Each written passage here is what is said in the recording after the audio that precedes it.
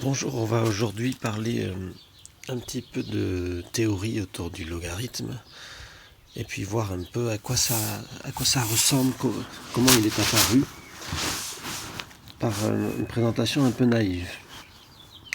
Alors voilà, j'ai dessiné quelques jolies petites choses et à chaque fois j'ai mis l'échelle de grandeur. Vous voyez une pâquerette, un cep, un lutin, un séquoia, les Pyrénées et à la fin l'altitude de la couche d'ozone. Donc à chaque fois j'ai exprimé la mesure de cette chose en mettant une puissance de 10, hein, le cep 10-1, 10 cm, le séquoia 10 puissance 1, 10 mètres. Voilà. Alors, ce qui va m'intéresser dans ce cours, c'est l'exposant. Est-ce qu'on pourrait inventer une fonction qui prend un nombre et qui donne juste l'exposant? Bon, 100, elle donnerait 10. Elle donnerait 2, pardon, 10 puissance 2. 0, 1, elle donnerait moins 1, 10 moins 1. Alors regardez les Pyrénées, 3000 mètres. J'ai mis 10 puissance 3,5. Qu'est-ce que ça veut dire 10 puissance 3,5? 10 puissance 3,5 tout simplement. 10 puissance 3 fois 10, 0,5. Hein, donc avec cette règle sur les puissances. Et puis 10 puissance 0,5. Moi je dis que c'est racine de 10. Alors pourquoi? Vous en connaissez, vous, des nombres qui au carré font 10? Moi je connais racine de 10. Et 10 puissance 0,5 au carré ça fait 10 aussi parce que vous multipliez les exposants. 0,5 fois 2, 1, ça fait 10. Donc souvenez-vous, la puissance 0,5 ou la puissance 1,5, en fait c'est la racine carrée. Et au fait, ça fait combien la racine carrée de 10? Un peu plus que 3, pourquoi? 3 carré fait 9. Et 10, c'est un chouïa de plus que 9, donc racine de 10, c'est un chouïa de plus que 3. C'est pour ça que 10 puissance 3,5, bah, ça fait un peu plus que 3000. Hein. C'est pour ça que j'ai mis ça. Alors maintenant, c'est intéressant parce que finalement, n'importe quel nombre, même s'il n'est pas une puissance de 10, on va pouvoir l'exprimer quand même comme une puissance de 10 en utilisant des nombres réels, comme exposant. Voilà, on commence à aborder la fonction logarithme. Alors la fonction logarithme est utilisée en physique avec l'histoire du pH. pH c'est moins le logarithme en base 10. On dit en base 10 parce qu'on parle de puissance de 10. Donc voilà, la concentration en H+, c'est 10 moins 12, le pH vaut 12. En acoustique, l'histoire du décibel, donc on prend un son de référence, un son de base très faible, et puis on regarde un son 10 fois plus puissant que lui, on va lui associer le chiffre 1, un son 100 fois plus puissant que lui, le chiffre 2, donc toujours l'exposant, le logarithme, 100 étant 10 puissance 2. Et puis bon, en physique, voilà, on s'accommode un peu, on prend des conventions, donc on rajoute un 0 parce que c'est plus facile après, c'est la convention qui est comme ça. Et donc on dit que un son de puissance 100, on dira 20 décibels. Alors imaginez, votre chaîne hi-fi, vous l'augmentez de 40 décibels. Ça veut dire que vous passez à un son 10 000 fois plus puissant. Bonjour les oreilles. Alors maintenant, le nombre de chiffres d'un entier aussi. Alors je vous laisse regarder la formule, ceux que ça intéresse. Les crochets violets, c'est la partie entière. Donc imaginez 100, c'est 10 puissance 2. 2, c'est l'exposant. Mais 2, c'est le nombre de 0. Donc si je veux le nombre de chiffres, il faut que je rajoute 1 au log 3. Puis notre fameux 3000 des Pyrénées tout à l'heure, c'était 4,5, c'était 10 puissance 4,5. 10 puissance 3,5, pardon. Donc si je prends le log, c'est 3,5 et j'ajoute 1, ça fait 4,5 et je prends la partie entière, c'est 4. Donc vous voyez, 1 plus le log, la partie entière du log, c'est le nombre de chiffres. Bon, ça c'était des exemples pour vous montrer qu'on peut se servir de multiples circonstances du log. J'ai pris quelques valeurs remarquables. Je vous laisse lire ce qui est en vert. Vous pouvez faire pause et prendre le temps de tout comprendre. Voilà, et je vais tracer, pour avoir une première esquisse, du log. Voilà les points du tableau de gauche. Et je dessine. Formidable. Alors, en 1, ça fait 0. Pourquoi? 10 puissance 0 fait 1. Donc pour atteindre 1, il faut mettre un exposant 0. Donc le log de 1, c'est 0. Et ensuite, quand je vais vers l'infiniment petit, l'infiniment petit, c'est quoi? 10 moins 10, 10 moins 100, 10 moins 1000. Le log de tous ces nombres-là, c'est quoi? Moins 10, moins 100, moins 1000. Donc quand je m'approche de l'infiniment petit, je plonge vers moins l'infini, le gouffre. Voilà, l'asymptote verticale. Puis quand je vais vers plus l'infini, je monte, mais très lentement, parce que figurez-vous que pour aller jusqu'à la hauteur 2, il faut aller jusqu'à 100. Pour la hauteur 4, jusqu'à 10 000. Vous imaginez que la courbe, comme elle monte lentement. Un truc intéressant à savoir, c'est que le log d'un négatif, c'est pas possible, parce que 10 puissance n'importe quoi, vous pourrez jamais faire moins 100. Donc on ne prend le log que des nombres strictement positifs.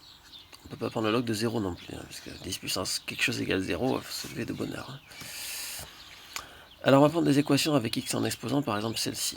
C'est un log aussi.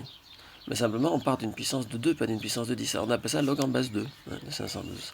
Et alors, comme la calculatrice ne possède pas une infinité de touches pour avoir une infinité de logs de bases différentes, eh bien on va utiliser un log spécial qui permet de faire tous les autres.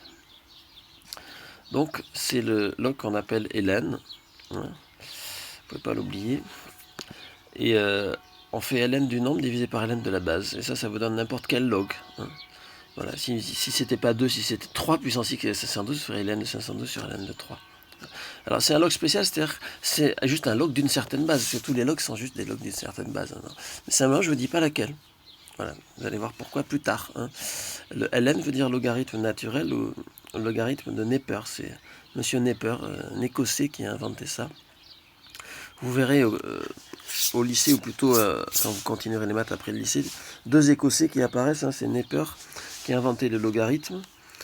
Ça a servi d'ailleurs à Kepler à calculer toutes ces choses sur les planètes. Vous verrez ça. Et puis Stirling, Monsieur Stirling, hein, qui interviendra quand vous parlerez des factoriels un jour. Alors, on trouve 8, hein, parce que je suppose que, évidemment, quand vous étiez là, vous avez fait pause, vous avez calculé sur votre calculette. Si ce n'est pas fait, faites-le pour apprivoiser un peu la fonction ln. 8. Ça veut dire que 2 puissance 8 égale 512. Alors je vous laisse calculer 2 puissance 8 de tête. Hein. 2 puissance 2, c'est 4. Voilà, vous multipliez par 2, par 2, par 2, par 2, ainsi de suite. Ça fait 512. Bon, exercice pour vous. Faites pause et trouvez tout ça, tout de suite. Correction des exercices. Donc vous avez trouvé 2 et moins de A. Tiens, curieusement, les nombres sont inverses. 9 et 0,111. 1 sur 9, c'est 0,111. C'est des inverses, les logarithmes sont opposés. Tiens, ça vous fait peut-être penser 10 puissance 2, 10 puissance moins 2, c'est des inverses, non, 100 et 1 centième. Les exposants sont opposés, logique. Hein. Donc ensuite, ici, vous avez trouvé ça. Donc, tiens, 9 fois 10, c'est 90. Et tiens, les logs, on les ajoute. Bah, logique, hein, si vous prenez 10 puissance 2 fois 10 puissance 3, bah, les exposants, vous les ajoutez. Donc, les logs, on les ajoute.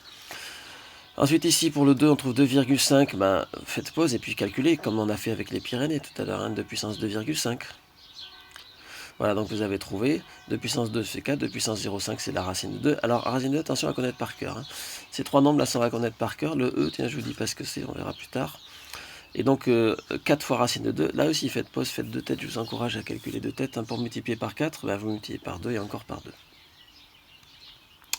Voilà, donc on trouve effectivement ce que disait l'énoncé, et puis pour 10 puissance x, on trouve ça bon. C'est bon, on continue.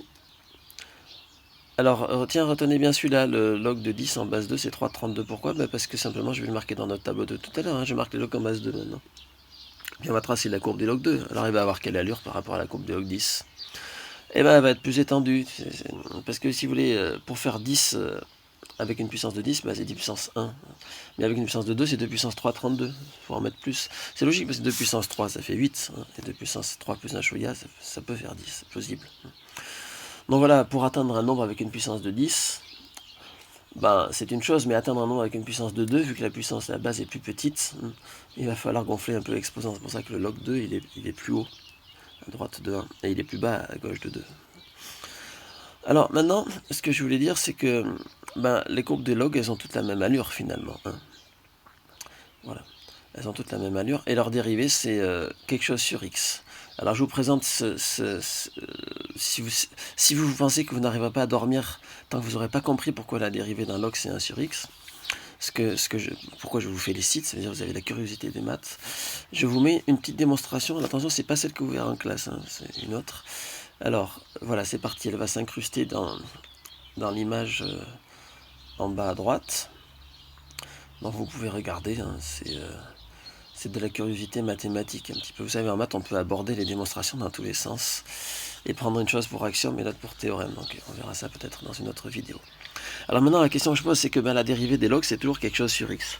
Et alors, ce serait lequel log qui aurait pour dérivée 1 sur x, c'est-à-dire une dérivée simple, hein, sans se casser la tête avec un coefficient. Mais c'est justement ce que s'est posé comme question l'Écossais, M. Neper. Et il a inventé cette fonction ln. Donc ln, c'est celle qui a pour dérivée 1 sur x. Alors allons-y, primitivons 1 sur x. Donc évidemment, on n'a aucune idée de ce que c'est à la base. Donc on va chercher quand c'est que l'air ici vaut 1. Alors je vais vous laisser calculer ces r. Prenez votre calculatrice, apprenez à calculer une intégrale par valeur approchée. Faites pause, c'est parti. Voilà, vous avez trouvé que le plus proche c'est lui. Bah allons-y, en primitive, hein, la primitive d'un sur x, on l'appelle grand F justement. Grand F c'est un log, hein, c'est ce qu'on vient de dire depuis le début. On cherche justement quelle est la base pour que la dérivée soit 1 sur x. C'est un log, ça veut dire que là, en 1, un log il fait toujours 0, ça vous l'avez compris. Hein.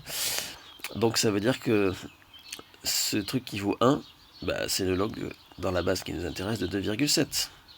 C'est quoi le log? C'est l'exposant. Donc ça veut dire que a puissance 1, c'est 2,7. Et bien voilà notre nombre, on le tient, c'est 2,7. Le logarithme dans la dérivée, c'est pile 1 sur x. C'est le logarithme de base 2,7. Vous reconnaissez peut-être le nombre e que j'avais encadré tout à l'heure. E en référence à Euler, ou à exponentielle, ou à exposant. Euler était un grand mathématicien suisse. Et ln, donc logarithme naturel ou logarithme de Neper. La langue française est bien faite. Eh bien écoutez, on a fait un peu le tour.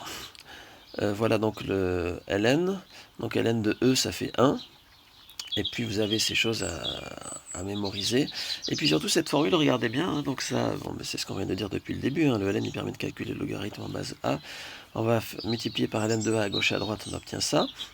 Puis à gauche, on va prendre le ln, on obtient ça. Puis les deux rouges sont égaux à ln de b, donc ils sont égaux entre eux. Cette formule, gravez-la dans votre tête, elle va nous servir dans 15 secondes. Donc dernière chose, je voudrais comparer le ln et la racine de x. Donc je vais étudier la fonction différence très classiquement. Je vous laisse faire pause, faire la dérivée de ça, mettre au même dénominateur et faire le tableau de variation. Voilà, c'est fait. Donc j'ai mis au même dénominateur le signe de racine de x moins 2, c'est ça qui compte, parce qu'en bas c'est positif. Donc il y a un minimum en 4. Si ce minimum est positif, la différence est toujours positive. Hein. Donc en 4, lui il fait ln de 4, l'autre il fait racine de 4, ça fait 2. Et puis ln de 4, c'est ln de 2 au carré. Et vous comprenez pourquoi je vous ai demandé de graver dans votre tête cette formule dans les crayons. Là. Donc ça fait 2 ln de 2. Alors on veut savoir si la racine carrée, elle est plus grande là, en 4. Donc est-ce que 2 est plus grand que 2 ln de 2? Est-ce que 1 est plus grand que ln de 2? À votre avis? Regardez sur la courbe du ln. 2 c'est avant 2,7. Donc le ln de 2 il est en dessous de ln de 2,7 qui fait 1. Et bien c'est gagné les gars. ln de 2 est plus petit que 1. Donc ça veut dire que le ln est toujours plus petit que la racine. Même en 4. Hein. S'il est plus petit en 4, il est plus petit partout ailleurs. Puisque la fonction u, son minimum est en 4. Et donc voilà le logarithme. Il est toujours plus petit que la racine carrée. Voilà, j'espère que j'ai été clair et puis je vous dis rendez-vous dans une prochaine vidéo.